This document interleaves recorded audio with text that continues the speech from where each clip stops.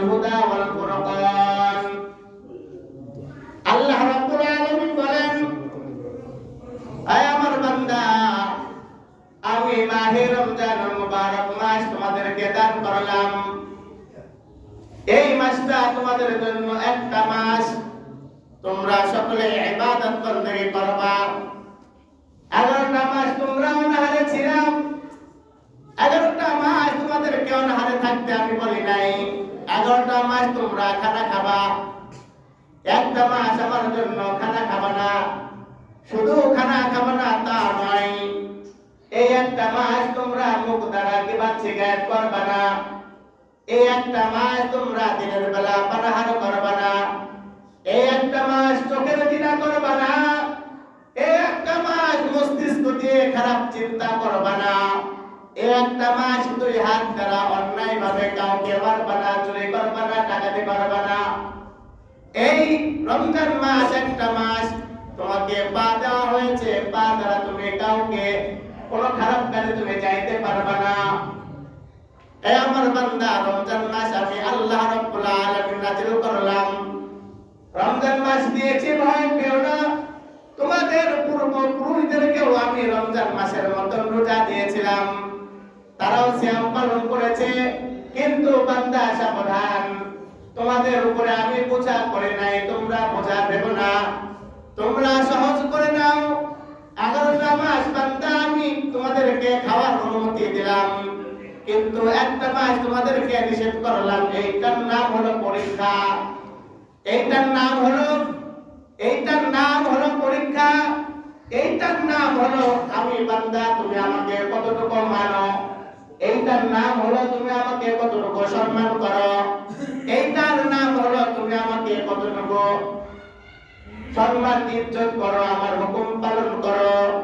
আমি যে আল্লাহ, তুমি আমার বান্দা, তার মধ্যে পার্থক্য কোথায় থাকবে? আমার আদেশ পালন করাই হলো তোমার আদেশ। আমি আদেশ করব, তুমি পালন করবা, এইটাই তোমার কাজ। আমি আদেশ করলাম সিয়াম পালন করো, ও বান্দা তোমরা সিয়াম পালন করবা। কিন্তু এর বিরুদ্ধে যদি তোমরা করো, কিয়ামতের ময়দানে তার জন্য প্রকার শাস্তি তোমাকে দেওয়া হবে। আল্লাহ রাব্বুল আলামিন এই আয়াতে কারিমার মধ্যে বলতেছেন, রমজান মাস যে মাসে বিশ্ব মানবের জন্য পথ প্রদর্শন, যে মাসে বিশ্ব মানবের জন্য সুপথ প্রদর্শন করা হয়েছে,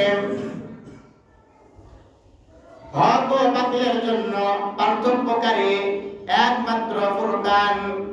আর এই ফুরকানটা আমি আল্লাহ রাব্বুল আলামিন রমজান মাসে নাযিল করেছি। এই বান্দা, তোমাদের পরিচয় আছে, আমারও পরিচয় আছে। আমার রাসূলকে জিজ্ঞাসা করা হলো, এ মুহাম্মদ, তোমার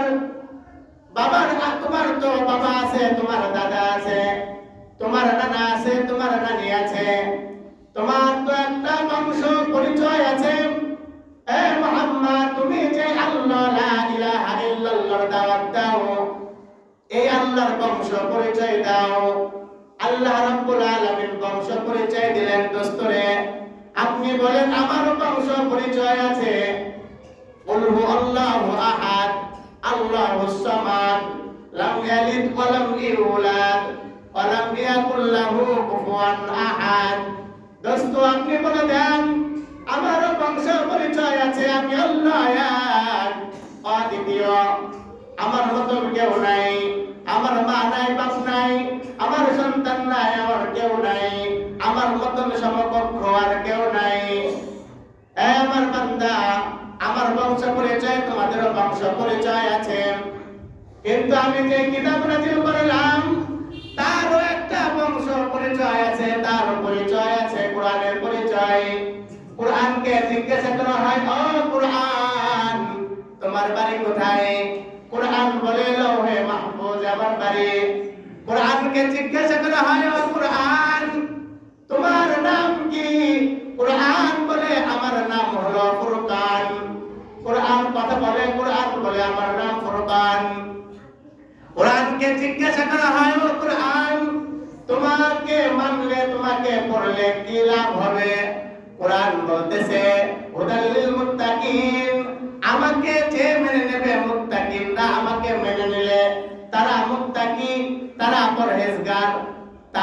ইমানদার মুমিন মুত্তাকি হয়ে যাবে। কোরআনকে বলতেছে, ও কোরআন তুমি তো একটা গাইড নোটবুক। দুনিয়াতে কত ধরনের নোটবুক লাইব্রেরিতে পাওয়া যায়, বই পাওয়া যায়, কিতাব পাওয়া যায়। ও কোরআন তুমি যে একটা গাইড বা নোটবুক, একটা কিতাব, এই কিতাবের মধ্যে কোনো ভুল আছে কি? কারণ দুনিয়ার মানুষ যে কিতাবগুলো বানায়, দুনিয়ার মানুষ যে কিতাবগুলো পড়ে, দুনিয়ার মানুষ যে কিতাব লাইব্রেরিতে বিক্রি করে, ওই কিতাবের মধ্যে লেখা আছে, ওই কিতাবের মধ্যে ভুল আছে। লেখক আগের থেকেই সতর্ক হয়ে ক্ষমা চাই। ও কিতাব কোরআন তোমার মধ্যে কোনো ভুল আছে কিনা, তোমার মধ্যে কোনো সংশয় আছে কিনা? কোরআন কথা বলে, যালিকাল কিতাবু লা রাইবা ফীহি, আমার মধ্যে কোনো ভুল নাই, কোনো সন্দেহ নাই, কোনো সংশয় নাই। একমাত্র নির্ভুল কিতাব আমি কোরআন। আমার বাড়ি লৌহে মাহফুজে, আমার নাম কোরআন। আমাকে যে মেনে নেবে সে মুত্তাকি, আমার মধ্যে কোনো ভুল পাবে না। আল্লাহ রাব্বুল আলামিন এই কোরআনের মধ্যে বলতেছেন, শাহরু রমাদানাল্লাযী উনজিলা ফীহিল কুরআন হুদাল লিন-নাসি ওয়া বাইয়িনাতিন মিনাল হুদা ওয়াল ফুরকান। এই ফুরকানের মধ্যে হক ও বাতিলের মধ্যে পার্থক্য করে দেয় কোরআন। কোরআন হক ও বাতিলকে পার্থক্য করে দেয়। এখন কে হক আর কে বাতিল, আমার ভিতরে হক আছে না আমার মধ্যে বাতিল আছে, এইটা কোরআন সমাধান দিয়ে দেয়। সুবহানাল্লাহ। আপনার মধ্যে, আপনাদের মধ্যে কে হক আর কে বাতিল একমাত্র সমাধান করে দেয় কোরআন। আল্লাহ রাব্বুল আলামিন বলতেছেন, তোমাদেরকে রমজান মাস দিয়েছি, তোমরা বোঝা মনে করবে না। তোমাদেরকে রমজান মাস দিয়েছে, একেবারে সহজ করে দিয়েছে। যে রমজান মাসে নিজের এলাকায় নিজ ঘরে অবস্থান করবা, তার জন্য সিয়ামের রোজা করো, সিয়াম পালন করবা। কেউ যদি নিজের ঘরে অবস্থান না করো, ওই দূর প্রবাসে যদি তোমরা থাকো, তাহলে তোমাদের রোজা করার দরকার নাই। যদি সামর্থ্য হয় করবা, না হলে তুমি পরে করে দিবা, অথবা তুমি ফিদিয়া দিয়া দিবা। কত সুন্দর করে কোরআন আমাদেরকে বোঝাইতেছেন, কত সুন্দর করে আল্লাহ জাল্লা শানহু বলতেছেন, এ বান্দা তুমি যদি নিজের নিজের ঘরের মধ্যে অবস্থান করো, নিজ এলাকায় নিজের ঘরে যদি তুমি থাকো, তাহলে তুমি রমজানের 30টা রোজা 29টা রোজা পালন করবা।